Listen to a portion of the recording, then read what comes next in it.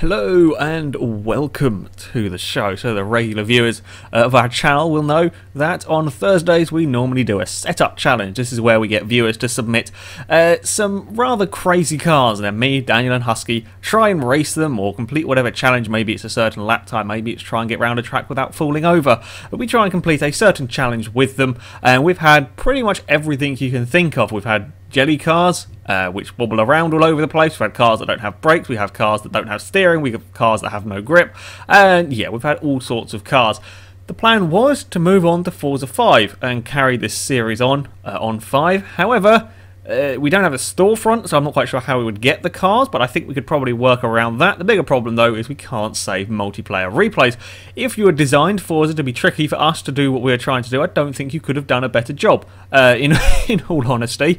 But yeah, we can't really do them on Forza 5 at the moment. Hopefully in the future, if they do implement multiplayer replays, then we would be able to do them. However, seeing how kind of epically I'd failed at rolling this Land Rover, I had fears that with all the new physics that we wouldn't be able to come up with these crazy setups for the cars, or they wouldn't have the same effect. So I set out today to test and to see what happened. As you can see, this Land Rover already is looking a bit wonky. So I tried to build this car like the Star in a City car Jeep we had. I tried to build it with a very similar setup. Now this car shouldn't react quite the same as the Jeep, because it won't, because it's a completely different vehicle. However, it should be rather wibbly wobbly, and it should, on Forza 4 if I did this, it would be sort of tripoding, tricycling, whichever you want to call it, all the way around the track. While it is a little bit, you can see there on the exit of that corner, it was lifting the front wheel up. You will see it down this straight, you'll see it jumping, possibly, if the camera will show it. Camera, move, there we go. It will jump a little bit. It will jump a sort of a small amount. You can see me having difficulties on the brakes. It will move around. It will not do the same tricycling thing. If you haven't seen Star in a City car, I recommend you go watch it. But if you haven't seen the vehicle there, you would turn a corner and one wheel would be a good, what, 30-50 centimeters up in the air all the time, every corner, no matter which way you turned it. And if you did, this has got a very similar setup to that Jeep. I can't quite remember what I did with the roll bars. I've made the roll bars on this stiff in an attempt to get it to lift its wheel up. But yeah, it's a very similar setup, and it makes the car difficult to drive, that is for sure, but it will not make it do the same things. I tried running very soft suspension, I tried to make it a full-on jelly car, and it won't do it. It will wobble, it will be difficult to drive. It's not an easy thing to drive this, but we will not be able to have the jelly cars that sort of fall over just by turning through a corner. I don't think you can do it. Now, admittedly, I'm not the best tuner of cars, and I still have no idea how some people tune some of the cars that we got. So maybe as I get more experience, as other people get more experience, there might be a way, there might be another car. I was running on quite a low budget when I did this. I had to use what I had in my garage. So I won't say that it's completely impossible to see a jelly car, but with all my efforts, I couldn't get this Range Rover to be a jelly car. I couldn't get it to fall over just by turning a corner. I can get it very slidey, but yeah, I couldn't get it to turn over by falling a corner, and I have got one of these. I built one. We had a challenge with one of these, actually. I'm pretty sure, around Nürburgring, possibly. But I built one myself on Forza 4 when I was just messing around. And yeah, one of these on 4 would fall over when you go around a corner.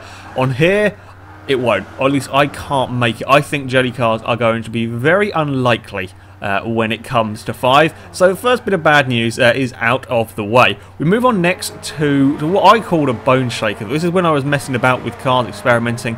I managed to get a Dodge Dart to do some very odd things. Now, admittedly, this is not a Dodge Dart. This is an Audi RS7. Again, I was using what I had in my garage, and this was the car with the longest wheelbase, as I got very sideways. Far more sideways than I would normally. Now, the idea of this car is you have very low and very soft suspension on the front, so when you're under brakes, the front of the car bounces around. You have very high, very stiff suspension on the back, so when you go over a bump, the back of the car sort of lifts up and moves around and makes it very difficult to drive.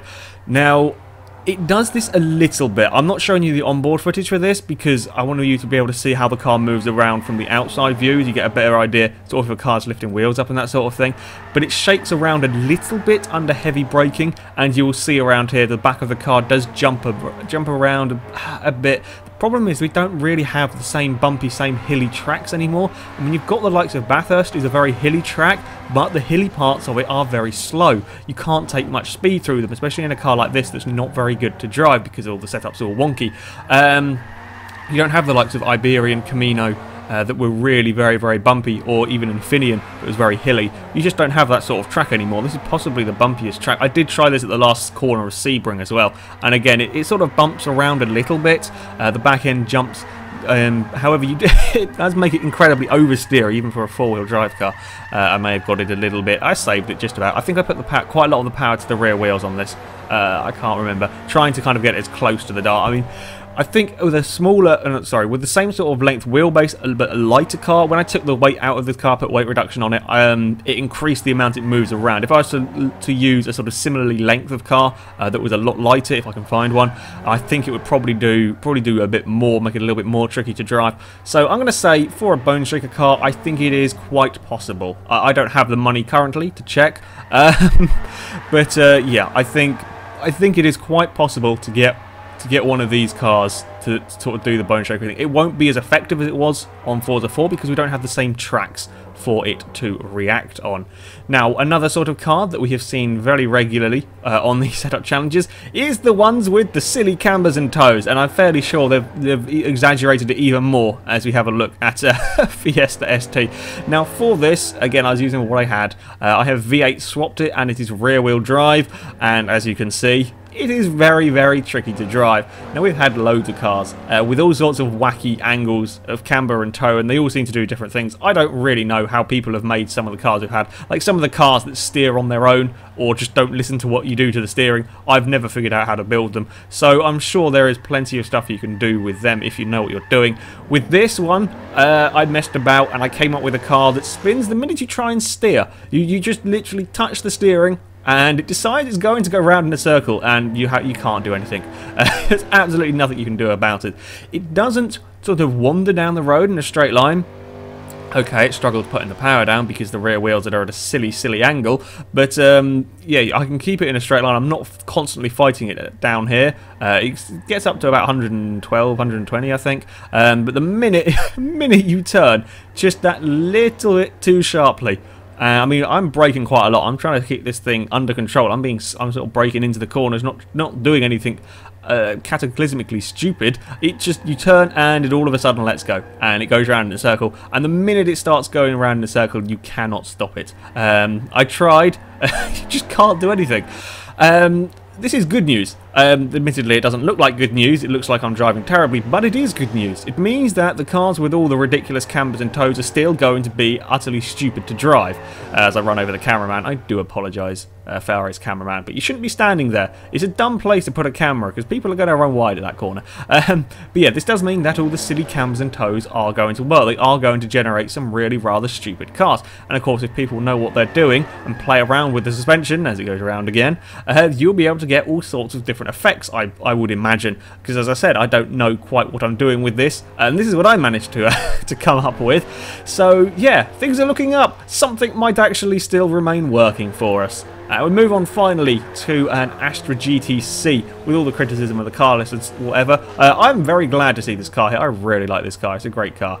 I wanted to experiment to see how the brakes would work. We've had a few cars that people have turned the brake pressure right down.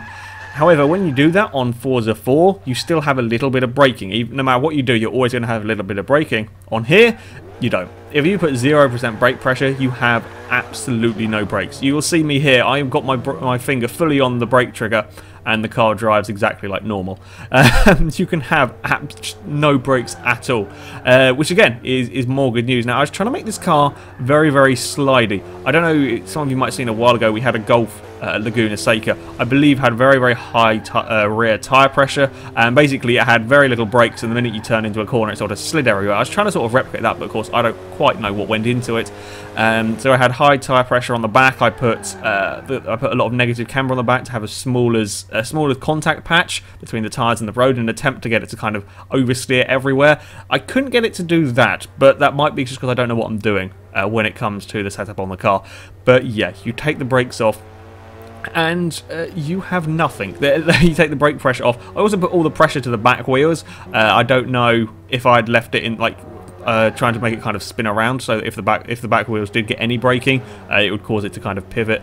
But I don't know if I'd left the pressure 50-50, if you would have got anything on the front.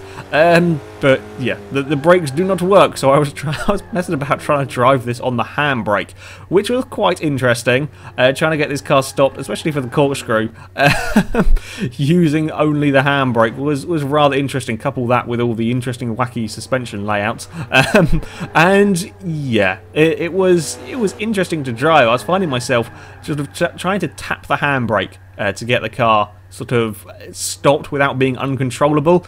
Of course, it didn't work. I love that shot there. You just see the car coming into shot sideways, and there's all smoke everywhere. But yeah, it doesn't. It's very hard to drive. The handbrake will eventually get it stopped, but it makes it quite interesting. So we have some positives. We have some good news. Setup challenges will work on Forza 5, I believe. I believe there's enough, at least to an extent. We can't quite do as much craziness, but I think you will be able to experiment and mess around with the cars quite a bit, and you'll come up with some crazy stuff. I also like how we made a joke, I think in the last setup challenge we did on Forza 4, about we'll be able to see all the cams and toes in high resolution, and you can. When you go in Forza Vista, if you have a car with crazy sort of suspension layout, like you saw with the Land Rover, it was a little bit wonky with the ride heights. On here, you got all of the cambers and messed upness of the car, which is kind of cool. We were correct about that bit. However, we can't be doing setup challenges on Forza 5 at the moment because we can't save multiplayer replays, and I'm not quite sure how we would get the cars sent to us. It'd be a little bit more awkward sorting that out. So yeah, this leaves me with a bit of a quandary. I'm not quite sure. I don't know, would people like to see me go back to doing setup challenges on, or would you like to see us go back doing setup challenges on Forza 4, or would you like me to be doing stuff on Forza 5? I don't know, maybe trying to come up with some crazy cars.